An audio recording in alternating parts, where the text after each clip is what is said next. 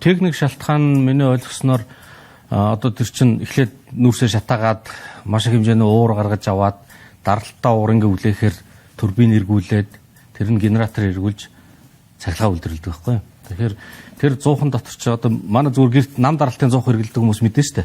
Тогоо гэж үүдэг. Бага хоол юм хоолоо гусалаадаг. Тэр нь ингээд хэдэн мянган хоолоо байгаа. Тэнд нь цооролт үүсч. Тэгэхээр 100 хонтор. Ингээд бараг 100 мегаваттын дутагдал үүссэн байна. Тэр нь бол их том тоо. Зогсоогоос өөр арга байхгүй. Зогсоочхоор цахилгаан дулааны хангамж нэг хэсэг нь байхгүй болно.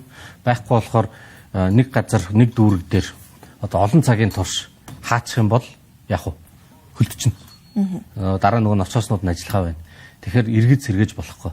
Тэгэхээр хэсэгчлээд нэг цөөх хэдэн цагийн зөргөөр ингээд тог таслах, цахилгаан эрчим хүч таслах үйл ажиллагаач төр явагдал. Тийм шалтгаан байгаа юм байна лээ. Ер нь бол зүгээр техникийн юм гарахгүй тулд байнгын бэлэн байдалд байлгах ёстой. Энэ бол зүгээр нэг хүний хүсэл одоо хичээл зүтгэлээр биш. Энэ бол хууль байдаг.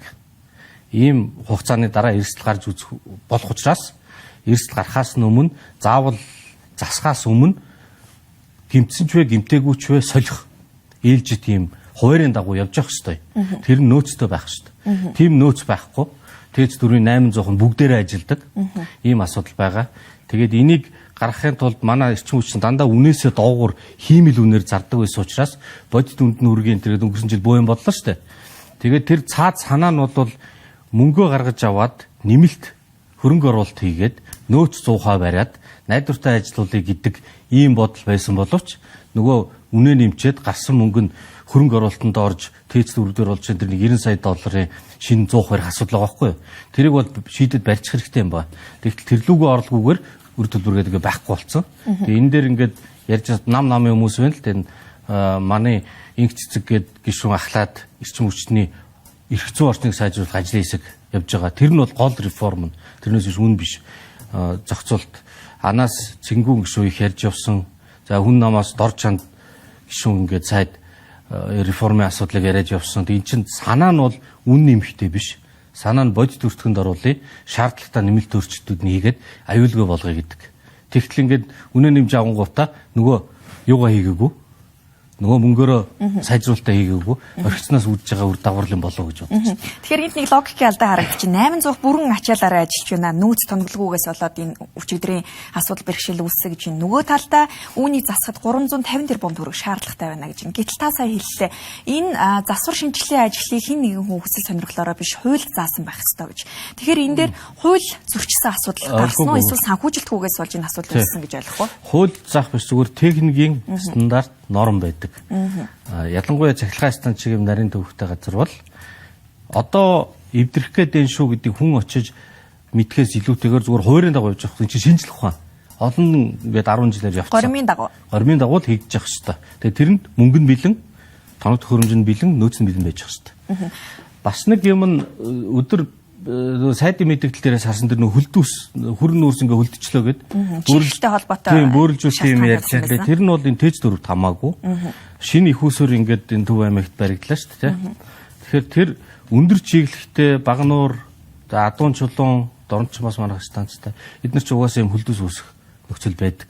Тэгэхээр тэр дээр энэ шинэ учраас огцом хөдөрхөр бас туршлагын юм гарч байгаа болоо гэж бодож байгаа. Энэ бол яг хуу тэр станцын зуухны тэднээ тэр зуух чинь юм эргэх буцлаг давхархтай гэж ярьдаг мэрэгслийнхэн. Тэр нь бол яг харьцангуй янз бүрийн түүх хийдэг. Одоо бужигнуулж хөөргөж жагаад ингээд сайн шатаадаг технологи байхгүй. Тэгэхээр уян хатан уулна. Тэгэхдээ хөлдөөс үүсч байгаа гэдэг чинь зуух станцын үйл ажиллагаанаас илүү наан механик одоо конвейерээр оруулаад тэг ингээд тижэл өгөхдөр л асуудал үүссэн юм байна. Энэ бол тийм амар ноцтой юм бол биш. Тэрийг бол сурах ёстой. Хуучин уурхаанууд бол ингээд сэрвээгээд нэлээ өмнө гаргаад тавьдаг. Уурхаан магадгүй технологийн горим дээр жоохон туршлах хэрэгтэй болов уу гэж ойлгосон. Сайн бас нарийн юмруу нь бол салбарынхнаас мэдээлэл авч амжаагүй л байна. Тэгэхээр бөөрөлжүүдийн цахилгаан станц дээр гарсан асуудал бол 42% чиглэлтэй байгаагаас 300 мегаваттаас 120 болж буурсан гэсэн мэдээллийг албаны тайлбарт дурдсан билээ. Тэгэхээр яг энэ өнцгөөс харахад та эрчим хүчний сайдыг дөрвтэй арга хэмжээ авч ажиллаж чадчихвэ гэж харж байгаа юу? Энэ дэр ямар дүгнэлт өгөх вэ? Энэ бэштэй тэр нэг үн нэмээд мөнгөний зөрөө гаргаж аваад тэрийгээрээ салбартаа буцаад хийлгүүгээр сангийн яамн дээр одоо нийгмийн даатгал энэ тэр юмны үр төлбөр зарцуулсан. Энэ нь бол юуг харуулж байна гэхээр ерөөсөө одоо засгийн газар төр энэ салбарыг ингээд менеж хийж байна. Тэгэхээр ганцхан эрчим хүч гэж харлгүйгээр эндээс нь аваад тийш нөгөөд, тэрийг нь аваад ийш нөгөөд тэр хувийн хвшлийг ингэж дэмжиж гээд нэг юм мөнгөний хуваарлалтын схем буруу яваад байна. Тэгэхээр бид нар зориулах ёстой юмыг зориулах салбарт нь зориулах. Энэ салбарыг найдвартай болгох гэж үнэ нэмсэн бол тэр мөнгөөрөө салбараа найдвартай болгох. Тэгээ энэ ажил бол ялтчгүй доголдсон байна л гэж бодож байна. Хэдийгээр реформ хийгээд эрчим хүчний үнийг нэмсэн ч энэ нэмэгдсэн өртгөн салбартаа зарцуулагдаж чадахгүй байна гэж та хэлж байна гэж ойлгоо. Тэгэхээр энэ дээр хувьчлах асуудлыг бас оруулж ирэх зүйтэй юм болов уу? Та энэ дээр ямар байр суурьтай байгаа вэ? Үн нэмэх бол реформ биш. Хиймэл үн байсныг бодит өртөд нэмсэн асуудал. Реформ гэдгийн цаана юу ярих вэ гэхээр бид нар эрчим хүчний эрх зүйн орчныг сайжруулах хуулийн хэсэг, ажлын хэсэг ажиллаа. Одоо тэр ажлын хэсэг баг болцсон байна. Тэгэхээр тэрний санаа нь юу гэхээр энэ зах зээл чинь биднэрт цахилгаан станцууд дутагдаад байна. Тэнд тэр хүн станц бариад энэ хүн аммаар байна. Одоогийн хүсэлт нь бол одоогийн суурьлын жилээс 2 дахин их байгаад байна. Гэтэл энэ хоёр шууд хоорондоо тохироод, үнэ тохироод төрийн сүлжээгээр дамжуулаад явчих эрх зүйн орчин байхгүй байна. Тэгэхээр энэ хуучин станцууд, хуучин хэрэглэгч нар хэрвээ одоо шокийн гинт үнэнсэд айгаад байгаа бол хуучин тогтолцоогоор яваг. Нэмэх нь шинээр орж ирж байгаа хүмүүсийг чөлөөлөд өгчих. Энд болд гэдэг хүн аммаар байна. Тэнд бат гэдэг хүн нийлүүлмээр байна. Хоорондоо үнэ тохир. Ийм холимог зах зээлийг үүсгэх эрх зүйн орчин Монголд хэрэгтэй. Тэгээд одоо байгаа энэ төрийн өмчийн том станцууд нь яваандаа шинэ их үүсрүүд орохоор одоо нэг 80% байгаа бол тэр нь жишээлбэл 50% болог, 30%, 20% болог. 20% болсны дараа хувийн станцууд нь илүү их болоод ирнэ. Ингээд ирэхээр зэрэг эн чинь үн бол угаасаа жамаараа буурах ёстой. Тэгэхгүй бол зөвхөн төрийн өмчөд байхаар баталгаа шаардна. Би станц барина, тэдэн төгрөгөөр нийлүүлнэ. Өндөр үнээр нийлүүлэхийн тулд яах вэ? Улс төрчдөд нөлөөлнө. Засгийн газарт нөлөөлнө, парламентт нөлөөлнө. Хэрвээ энэ өндөр үнээр авахгүй бол станцд оруулсан хөрөнгө оруулалтаа хиймлэр өндөр тавьж агаад төрийн эзэмт шилжүүлнэ, мөнгөө төсвөөс авна. Ийм шахааны ажил явагдана. Тийм болохоор бид нар нэг талдаа эрчим хүчний салбарыг ховчлно гэж шоконд оруулаад байгаа юм үнийн үн гагаад дээрээс нь өндөр өртөгтэй эрчим хүч аваад шоконд оруулах биш. Шинээр их үүсрүүд нэмэгдэх боломжийг олгох.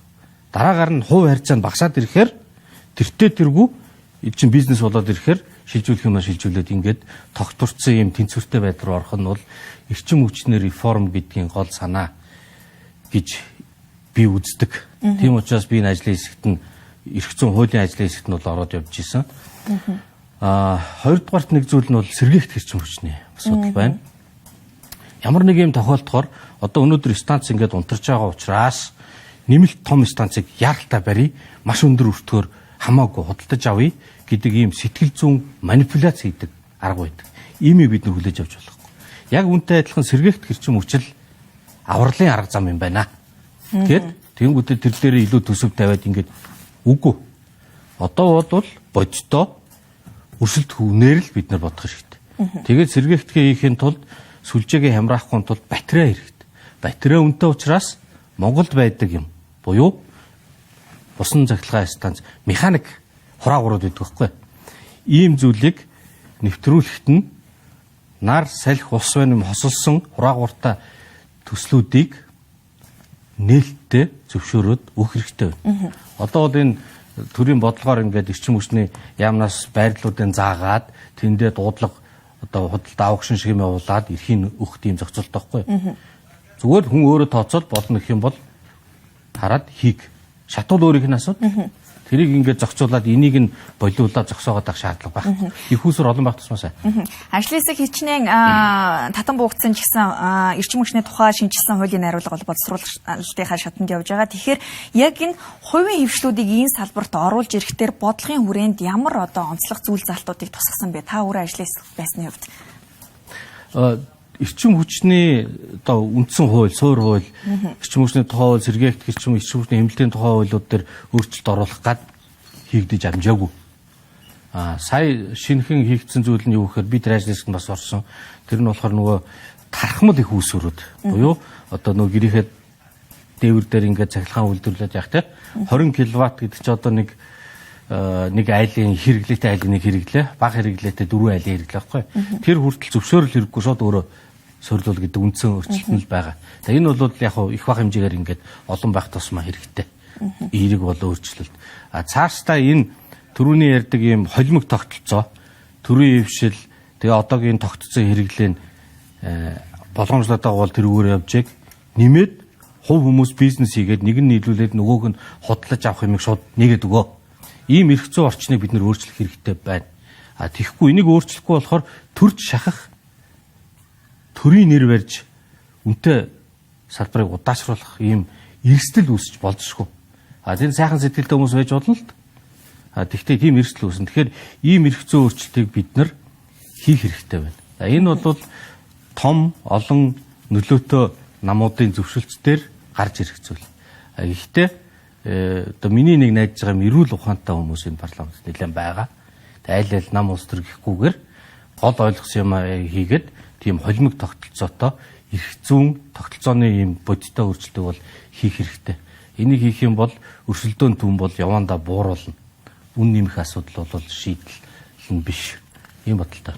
За баярлалаа таны ажилд амжилт хүсье. За баяр. За үзэгчдээ бид сүүлийн 2 өдөр манай улс оронд үүсэж байгаа нөхцөл байдалтай холбогдуулан улсын хурлын гишүүн Зол Жаргалтай ярилцлаа. Хэсэг хормын дараа студидтэй эргүүлцгээе.